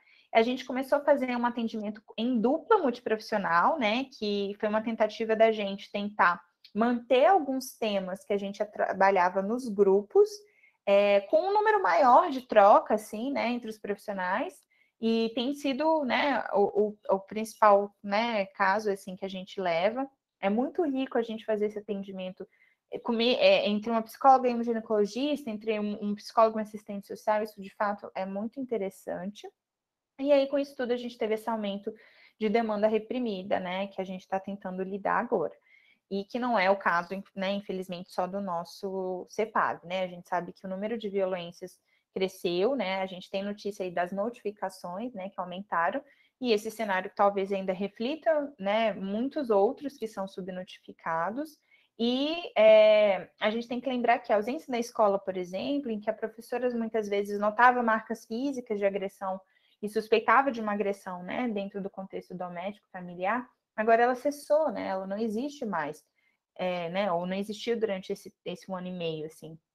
Então, era uma demanda que muitas vezes não chegava mais até a gente, né? E aí a gente fez esse processo de reivindicar, né, acesso à internet lá na nossa sala, para que a gente pudesse começar a conduzir os atendimentos online em grupo. Então, a partir de agosto, a ideia é que a gente faça os atendimentos com as mulheres e com os adolescentes em grupo, online. E aí depois posso contar para vocês mais dessa perspectiva aí que a gente ainda está construindo. Pode passar.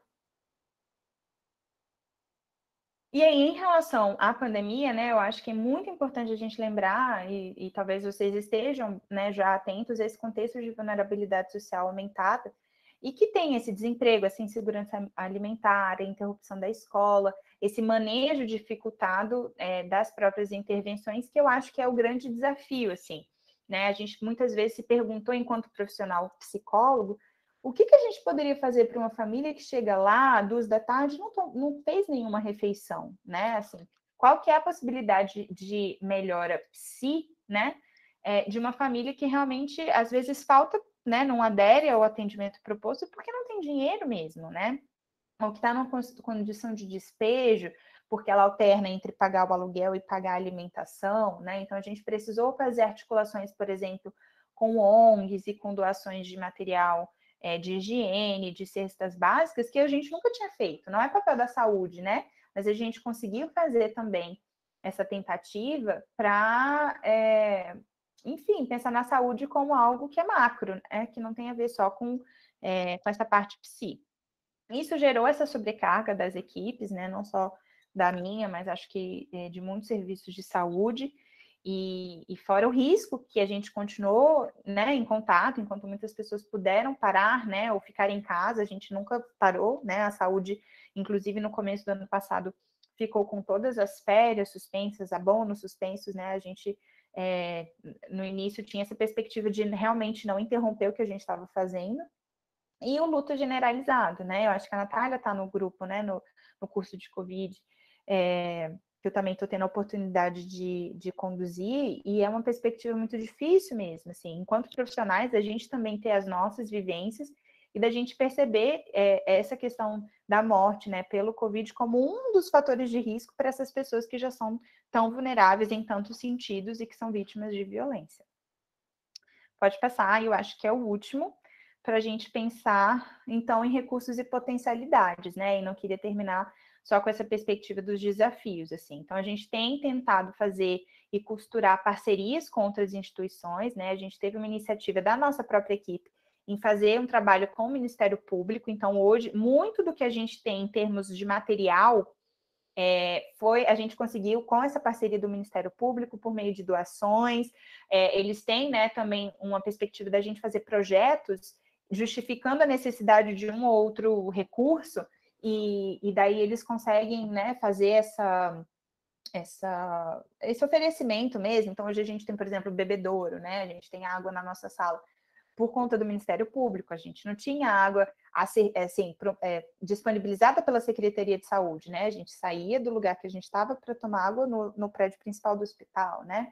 Então, material de trabalho com crianças, os livros que eu mencionei, né? Todos eles foram recursos do Ministério Público, mas, enfim, essa é uma ação que não é a regra com todos os CEPAVs, né? A gente iniciou também no mês de junho, né, as supervisões com a professora Silvia, que vai ser, né, um momento breve, assim, porque só vai acontecer até o final do ano, mas é uma perspectiva da gente estar fazendo essas capacitações, né? Então, da equipe tentar ser proativa, né, e fazer esse movimento de não parar mesmo de estudar e de pensar sobre a violência.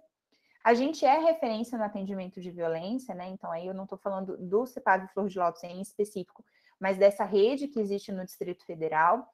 Então, existem muitas publicações aí, né, que principalmente a professora Eliana, que é a minha orientadora, já fez, né, em parceria com outros CEPAVs. Então, a gente faz também muitas adaptações, muitas flexibilizações, e a gente tem autonomia para fazer essa criação, assim, né, de protocolos, né, e de tentativas de abarcar a complexidade da violência, claro, sempre com muita responsabilidade, né, com a supervisão aí de professores, e então com essa faceta da academia, né, e não só da ponta. Os nossos profissionais, né, têm mestrado, né, têm doutorado, enfim, estão sempre interessados e proativos, né, a gente faz esses cursos, congressos, né, a gente, enfim, tenta se movimentar para que essa dimensão seja uma prioridade, mesmo com toda a carga de trabalho. E essas reuniões que eu comentei, né, que faz com que a gente também tenha um senso até de pertencimento, né, e que a gente consiga discutir, seja um espaço também para a gente falar sobre os desafios, para a gente pensar juntos também nas possibilidades de melhoria, nas adaptações que são necessárias. A gente tinha até confraternizações, né, quando a gente podia, assim, fazer lanche, almoço dos aniversariantes. Eu entendo que essas dimensões, especialmente trabalhando com violência, elas precisam ser priorizadas, né? A gente precisa ter momentos lúdicos também para a equipe aguentar mesmo, né, o trabalho com esse tema que é tão desafiador. E acho que é isso. Deixa eu ver se tem mais um. Tem aí algumas das legislações, né, que eu utilizei, que depois vocês podem olhar com mais calma, né, algumas referências. E, por fim, os nossos contatos também, né, do CEPAV, o endereço, o meu e-mail também, o e-mail deles, né, então os casos chegam às vezes por e-mail, né, então, enfim, se vocês precisarem de um encaminhamento, esse é o nosso contato.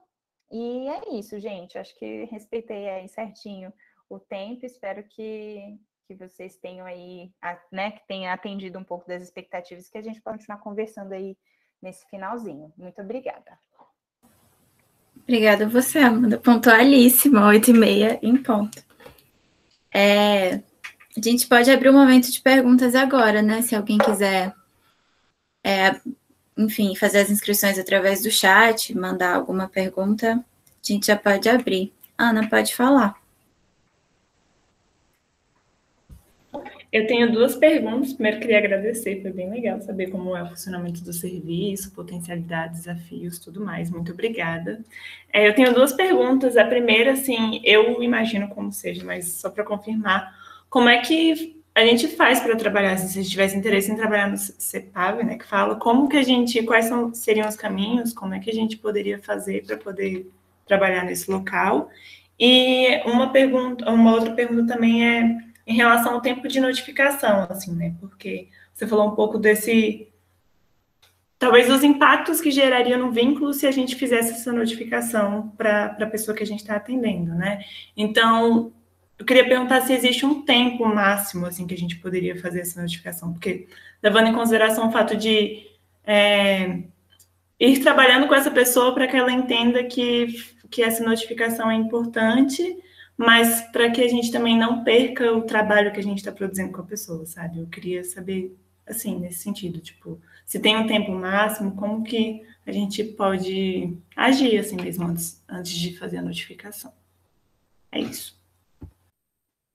Então, para trabalhar enquanto servidor mesmo, né, do quadro, assim, é concurso público, né? Então, o último que teve foi o que eu fiz, foi em 2014, e que eu fui nomeada só em 2017. Embora recentemente eu vi que estavam abertos, né, concursos, como eles chamam, não é esporádicos, provisórios, não, assim, com tempo restrito, né? Mas eu acredito que seja para atender a demanda da Covid, né? Não para a secretaria, assim, de forma, né, geral. E existem também os profissionais que fazem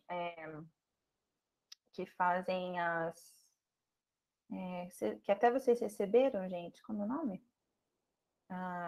Que é que quando saem da graduação, eles podem fazer esses 2 anos, que funciona como uma especialização, né? E aí, eventualmente, eles podem rodar lá no CEPAD também, mas aí eles ficam menos tempo, né? Uma coisa pontual, mas tem essa oportunidade. Isso, residência. Assistência.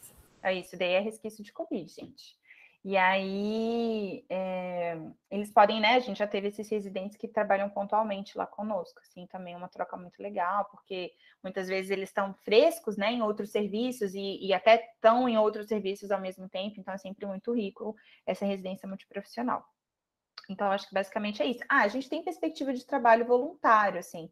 Nesse momento a gente está sem nenhum, mas a gente já teve mais de uma psicóloga voluntária, assim, foi super bacana, né? E aí é um processo que você faz inscrição no hospital, e aí lá, acho que você coloca qual é a área que você tem interesse, qual é o tempo de dedicação que você tem, e aí você ganha um certificadozinho e tal. Mas essa perspectiva também é bem legal, mas aí tem que ver qual que é o período de inscrição em nível, né, do hospital, assim, de cada hospital. E a outra pergunta que você fez foi em relação ao tempo da notificação.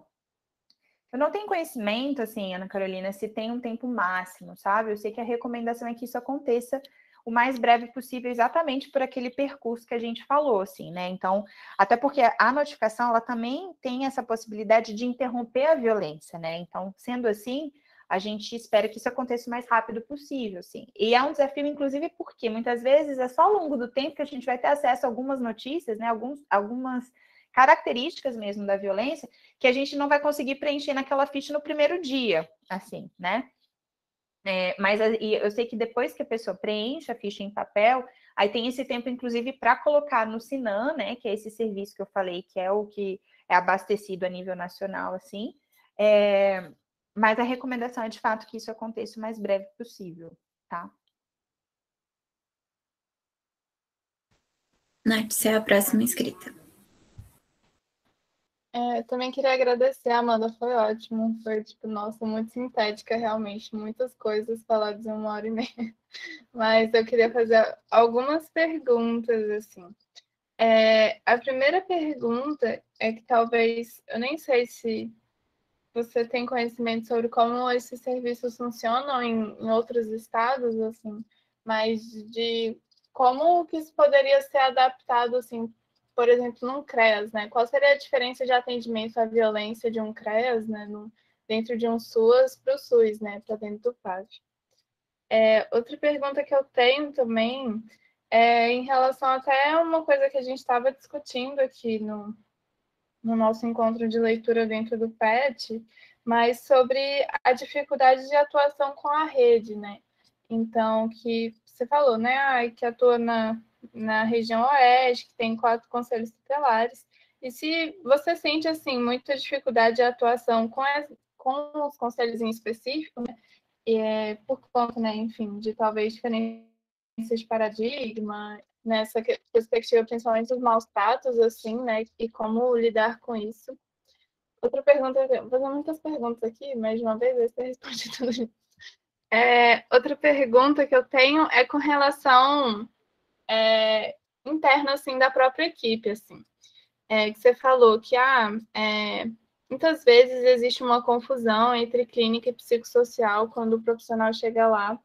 E se isso é trabalhado internamente, assim, principalmente você por ter uma formação, enfim, uma pós-graduação nisso, né? Como que isso é trazido. E outra... Ah, não, isso daqui não. Acho que isso daqui você já respondeu ao longo da apresentação. Acho que é isso. Bom, assim, uma grande diferença que aconteceria, por exemplo, entre CREAS e SUS, entre assistência e saúde, né, na verdade, é essa perspectiva, inclusive, de quais profissionais multiprofissionais existem, né? Então, assim, não vai ter médico na perspectiva, né, da assistência, assim. Algumas perspectivas de trabalho em grupo acontecem de forma muito similar entre CREAS e saúde, inclusive aqui no Distrito Federal, ainda que a gente também exista, né? Eles também fazem esse trabalho com as famílias, porque eu acho que o CREAS tem essa perspectiva familiar muito mais certa, assim, né, do que caso a caso, assim. Então, não vão existir atendimentos individuais às crianças, né? elas não vão ter essa perspectiva de exames como a gente tem no SUS, né? E aí, em outros estados, certamente é também isso que acontece, né? Então, existe essa perspectiva de trabalhar a família, até o próprio grupo multifamiliar é uma ferramenta que pode ser usada, e eles, além disso, também vão poder oferecer um trabalho na assistência em termos de benefícios, né? Que a gente não consegue. Então, embora a gente tenha uma assistente social, ele consegue, às vezes, fazer orientações para como fazer o cadastro único, ou até mesmo encaminhar essas famílias para o CREAS para verificar se tem alguma coisa diferente.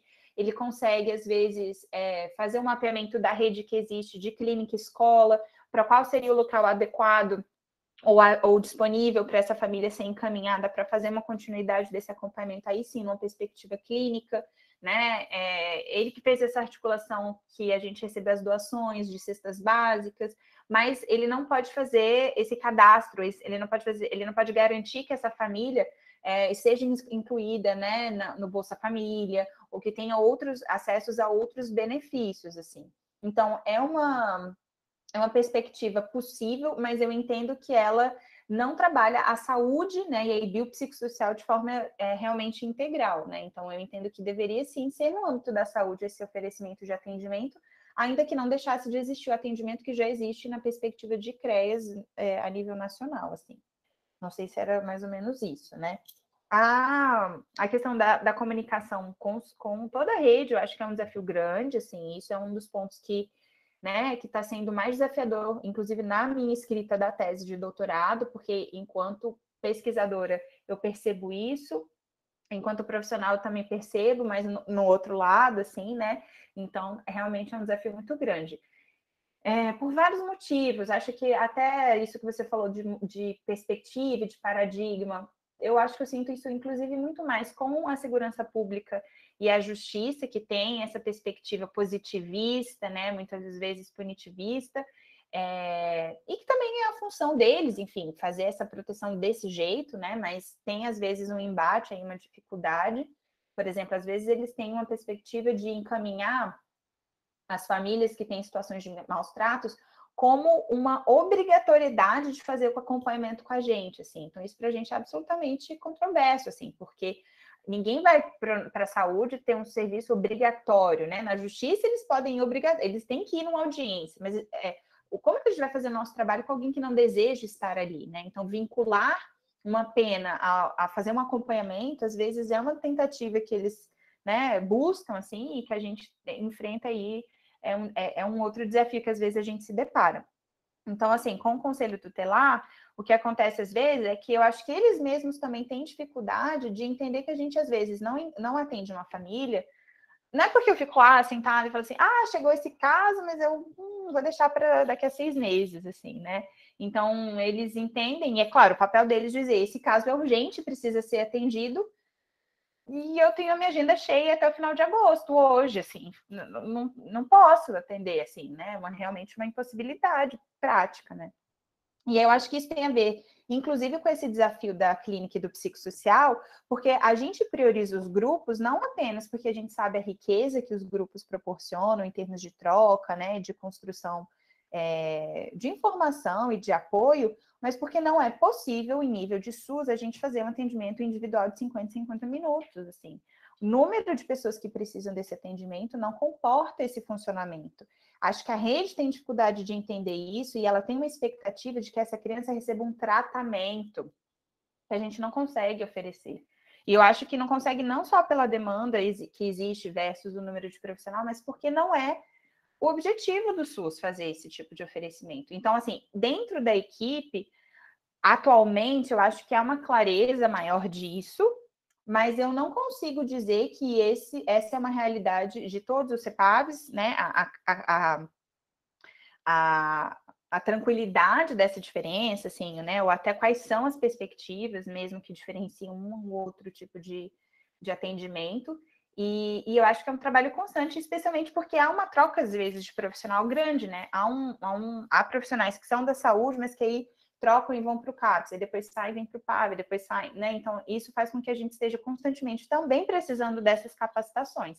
E isso acontece na saúde, acontece na assistência, então era do CREAS, depois foi para o CRAS, depois saiu, foi para o consultório na rua, depois... E então a gente precisa dessas capacitações também pela essa rotatividade de profissionais. Acho que eu tentei resumir, assim, Natália, não sei se ficou mais alguma coisa, mas pode falar. Não, foi ótimo. Mas assim, o que você fica pensando, né? Tenta, não sei, né, também trocar. Eu fiquei, quando você falou sobre essa dificuldade da rede, ou sobre essa obrigatoriedade, na verdade, principalmente com relação à justiça, eu acho que eu sinto muito isso, já vi muito isso de outra forma, né? Com pessoas em situação de rua que, por conta de, enfim, em relação com drogas, são obrigadas a terem atendimento nos CAPs, né? E aí, de como isso cria todo, né, um mega problema de vinculação e de que existe o controle disso, e isso desmotiva, né, o próprio paciente né, enfim, a se manter de aderência ao tratamento e tudo mais. E, enfim, né, eu acho que é muito complexo, assim, porque, não sei, dá uma sensação de muita impotência, assim, de pequenos profissionais lidando com redes e paradigmas muito grandes e muito difíceis de serem mudados, assim. Enfim, não sei, nada mas positivo. não fica não com essa sensação, poxa, acho que vocês estão no momento de tentar acreditar exatamente nessa possibilidade de mudança e de construção de outras formas, assim, né?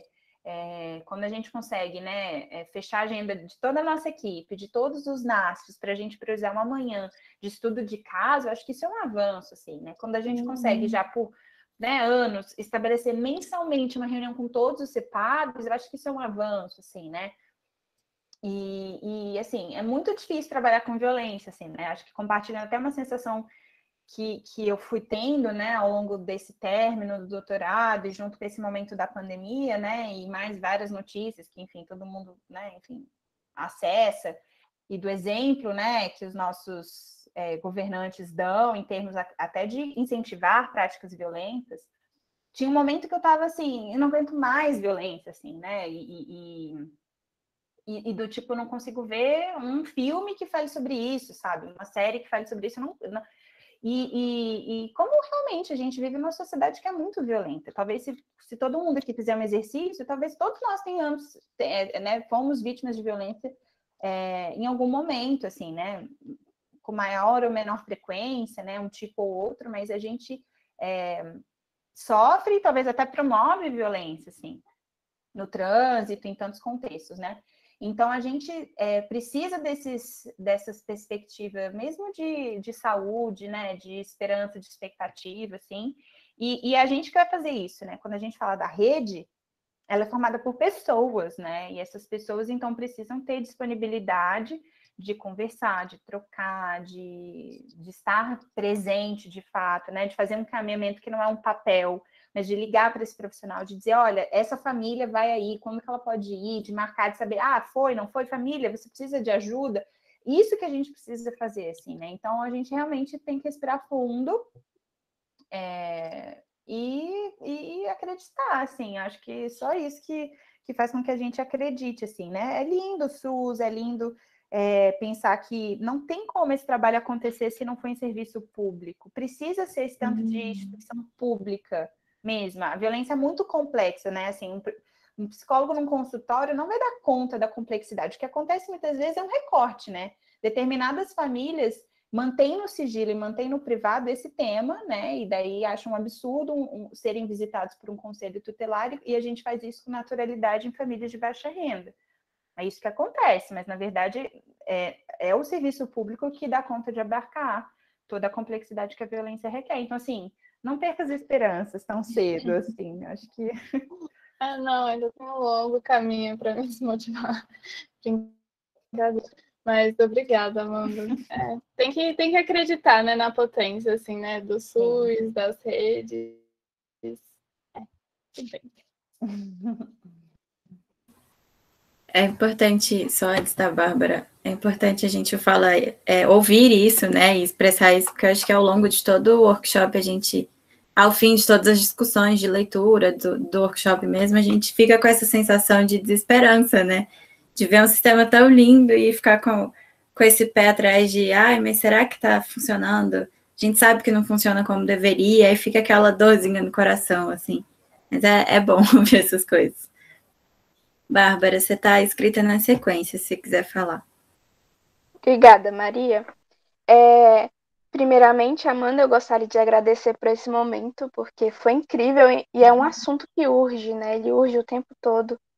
E eu queria saber se existe a possibilidade da nossa vinculação a esse programa por meio de estágio. Uhum. Então, precisa ter uma vinculação da UNB com a Secretaria de Saúde, sabe? A gente não consegue fazer essa vinculação diretamente ao PAV, entende? Embora a gente morra de vontade, assim. Então, precisa ter essa tentativa institucional mesmo de aproximação, né? E eu sei das experiências, acho que a Ana Clara pode falar um pouco, assim, né? Mas, normalmente, eu acho que é mais fácil ter uma perspectiva de vinculação por meio da pesquisa, que, dependendo do professor, e a Espoliana certamente vai colocar os alunos ali, né, para acompanhar os grupos, para estar de fato, do que um estágio formal. Infelizmente, eu acho que essa parceria ainda não existe de forma institucionalizada. Mas, nesse momento da pandemia, mesmo os estagiários, né, os alunos de pesquisa, não estavam presencialmente, né? Eu acho que esse contato também foi suspenso na pandemia para evitar mesmo, até porque algumas equipes, né, tipo a do Agarran, foi deslocada para um outro lugar, porque o Agarran inteiro ficou por conta do Covid e tal. Mas, assim, eu acho que vocês precisam pressionar até as coordenações, né, a diretoria do IP para que essa parceria exista, assim, né? Talvez o certo fosse a secretaria solicitar, né, às instituições universitárias essa parceria, assim. Mas, pois tô vendo a Natália falando desse estágio, né? Mas eu acho que talvez, se um professor tiver vinculação com aquele setor, talvez tenha um trâmite aí mais fácil, né? Ou algo até que eu desconheço em termos de como autorizar, assim, isso, né? Para crédito e tudo mais, assim. Nath, pode falar, Nath. Mas já que ninguém se inscreveu. Eu queria perguntar, Amanda, você falou dessa questão da revitimização, né? Uhum. Isso foi uma coisa que eu até tive contato, assim, ó, em uns estágios que eu fiz na clínica, assim, de pessoas que, enfim, passaram por isso, e isso gerou muito sofrimento e tal. E aí eu queria perguntar, assim, se nessa perspectiva até, não sei, de matriciamento, se rola algum cuidado, assim, com essas outras instituições, alguma capacitação nesse sentido de prevenir que isso aconteça, assim. Também eu acho que isso é muito complexo, porque também são muitas instituições, né? Mas, enfim, se existe algum esforço nesse sentido. Existe, né? Acho que esse projeto, né, que está acontecendo agora, em que a gente fez esse conjunto de vídeos, né, nessa perspectiva online, né, enfim, porque a gente ia presencialmente, né, agora a gente fez, né, a nossa chefia teve esse cuidado de fazer um contato com os chefes das UBSs, né, da atenção primária, para sensibilizar essa parte de gestão, e aí eles sensibilizarem, né, e aí descendo até chegar nos profissionais da ponta, e aí a perspectiva revitimização, com certeza, é um dos temas que está lá, assim, né. Agora, adiantando aí um resultado do meu doutorado, assim, que eu vou falar, né, assim, em primeira mão, é que eu acho que esse tema, os profissionais, eu entrevistei 21 profissionais da rede toda, né, então os profissionais sabem o que é revitimização e tentam, inclusive, pelo menos no discurso, né, evitar que isso aconteça. O que acontece, às vezes, é que a própria lógica de funcionamento do serviço inviabiliza que seja absolutamente impedida que a revitimização aconteça, sabe? Então, às vezes, tenta-se diminuir isso, diminuir os riscos disso, mas dependendo do jeito que esses encaminhamentos acontecem, eu preciso saber de detalhes que talvez ela tenha dito lá para a professora, mas se essa informação não foi passada, às vezes eu vou precisar falar de novo com ela na saúde. Então, acho que existe uma consciência dos profissionais, é claro que os profissionais que eu entrevistei no doutorado não podem ser generalizados para toda a rede, mas eu tenho uma sensação de que há essa preocupação, sabe? Escrita. Olá, Amanda, só queria agradecer. Eu gostei muito. Eu não esperava mesmo, me surpreendi. O tema já é extremamente interessante, assim, mas eu não conhecia o serviço direito. A minha dúvida vai mais no sentido da questão da pessoa que praticou a agressão. Eu queria saber se vocês têm algum tipo de atividade com essas pessoas, e no caso de crianças também que praticaram agressão. Uhum.